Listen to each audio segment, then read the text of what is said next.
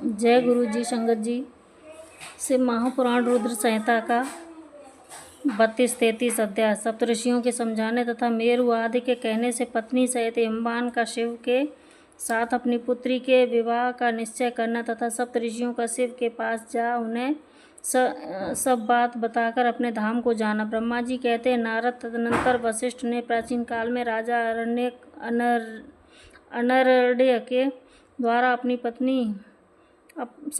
कन्या पद्मा का पिप्पलाद के साथ विवाह करने की तथा धर्म के वरदान से पिप्पलाद के तरुण अवस्था रूप गुण सदा स्थिर रहने वाले यौवन कुबेर और इंद्र से भी बढ़कर धन ऐश्वर्य भक्ति सिद्धि एवं समता प्राप्त करने की तथा पद्मा के स्थिर यौवन सौभाग्य संपत्ति एवं भर्ता के द्वारा परम गुणवान 10 पुत्रों के प्राप्त करने की कथा सुनाकर कहा, शैलेंद्र, तुम मेरे कथन के सार तत्व को समझकर अपनी पुत्री पार्वती का हाथ महादेव जी के हाथ में दे दो और मैना सहित तुम्हारे मन में जो कुरोष है उसे त्याग दो।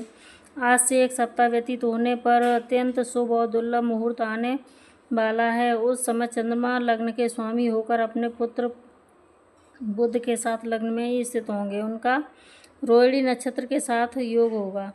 चंद्रमा और तारे शुद्ध होंगे। मार्गशीर्ष मास के अंतर्गत संपूर्ण दोषों से रहित सोमवार को जब के लग्न पर संपूर्ण शुभ ग्रहों की दृष्टि होगी, पाप ग्रहों की दृष्टि नहीं होगी तथा बृहस्पति ऐसे स्थान पर से स्थित होंगे जहां वे उत्तम संतान और पति का सौभाग्य देने में असमर्थ होंगे। ऐसे मुहूर्त में तुम अपनी कन्या मूल प्रकृति ईश्वरी जगदम्बा पार्वती को जगत पिता भगवान शिव के हाथ में देकर कृतार्थ हो जाओ। ऐसा कहकर ज्ञान शिरोमणि मुनिवर वशिष्ठ नाना प्रकार की लीला करने वाले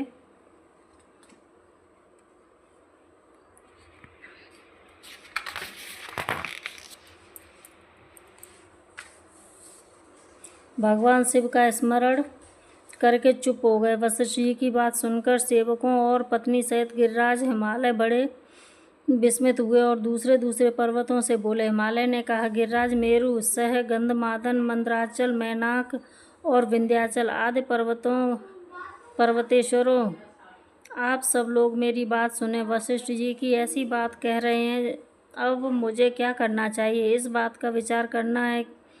आप लोग अपने मन से सब बातों का निर्णय करके जैसा ठीक समझे वैसा करें। हिमाचल की यह बात सुनकर सुमेरु आदि पर्वत भलीभांति निर्णय करके उनसे प्रसन्नता पूर्वक बोले। पर्वतों ने कहा, महाभाग, इस समय विचार करने से क्या लाभ है? जैसा ऋषि लोग कहते हैं उनके अनुसार ही कार्य करना चाहिए। वास्तव में यह कन्या देवताओं का कार्य सिद्ध करने के लिए ही उत्पन्न हुई है।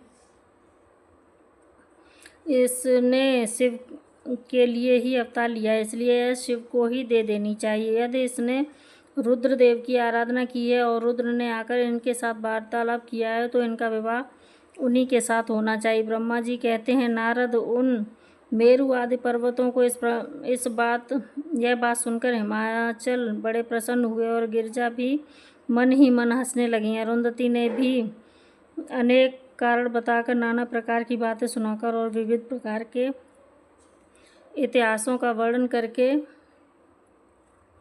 मैना देवी को समझाया। तब शैल पत्नी मेनका सब कुछ समझ गई और प्रसन्नचित्त हो उन्होंने मुनियों को, अरुंधति जी को और हिमाचल को भी भोजन कराकर स्वयं भोजन किया। तदनंतर ज्ञानी गिरिश्रेष्ठ हिमाचल ने उन मुनियों की भांति भांति सेवा की। उनका मन प्रसन्न और सारा भ्रम दूर हो गया। उन्होंने हाथ जोड़कर प्रसन्नता पूर्वक उन महर्षियों से कहा।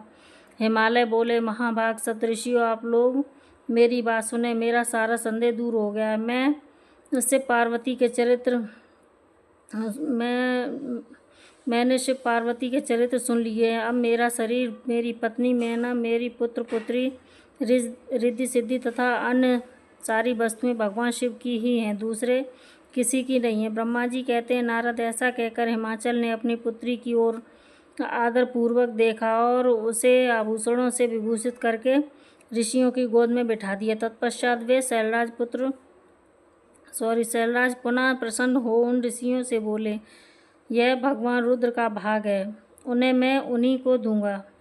ऐसा निश्चय कर लिया है। ऋषि बोले, गिरिराज, भगवान शंकर तुम्हारे याचक है, तुम स्वयं उनके दाता हो और पार्वती देवी भिक्षा हैं। इससे उत्तम और क्या हो सकता है। हिमाचल, तुम समस्त पर्वतों के राजा, सबसे श्रेष्ठ और धन्य हो, अतः तुम्हारे शिखरों की सामान्य गति है। तुम्हारे सभी शिखर समान रूप से पवित्र एवं श्रेष्ठ हैं। ब्रह्मा जी कहते हैं, नारद, ऐसा कहकर निर्मल अंतःकरण वाले उन मुनियों ने गिरिजा कुमारी पार्वती को हाथ से छूकर आशीर्वाद देते हुए कहा, शिवे, तुम भगवान शिव के लिए सुखदायिनी हो, तुम्हारा कल्याण होगा। जैसे शुक्ल पक्ष में चंद्रमा बढ़ते उसी प्रकार तुम्हारे गुणों की वृद्धि हो। ऐसा कहकर सब मुनियों ने गिरिराज को प्रसन्नतापूर्वक फल फूल दे विवाह के पक्के होने का दृढ़ विश्वास कर लिया। इस समय परम सती सुखमयी अरुंधति ने प्रसन्नतापूर्वक भगवान शिव के गुणों का बखान करके मैना को लुभा लिया। तदनंतर गिरिराज हिमवान ने परम उत्तम मांगलिक लोकाचार का आश्रय ले हल्दी और कुमकुम से अपनी दाढ़ी मूछ का मार्जन किया। तत्पश्चात चौथे दिन उत्तम लग्न का निश्चय करके परस्पर संतोष देवे सप्तऋषि शिव भगवान के पास चले गए। वहां जाकर शिव को नमस्कार और विविध सूक्तियों से उनका स्तवन करके वे वशिष्ठ आदि सब मुनि परमेश्वर शिव से बोले। ऋषियों ने कहा, देवदेव महादेव परमेश्वर महाप्रभु, आप प्रेम पूर्वक हमारी बात सुने। आपके इन सेवकों ने जो कार्य किया है उसे जान लें। महेश्वर, हमने नाना प्रकार के सुंदर वचन और इतिहास सुनाकर गिरिराज और मैना को समझा दिया है। गिरिराज ने आपके लिए पार्वती का वाग्दान कर दिया है, अब इसमें कोई ननुनच नहीं है। अब आप अपने पार्षदों तथा देवताओं के साथ उनके यहाँ विवाह के लिए जाइए। महादेव प्रभु, अब शीघ्र हिमाचल के घर पधारिए और वेदोक्त रीति से के अनुसार पार्वती का अपने लिए पाणिग्रहण कीजिए। सप्तऋषियों का यह वचन सुनकर लोकाचार परायण महेश्वर प्रसन्नचित्त हो हंसते हुए इस प्रकार बोले।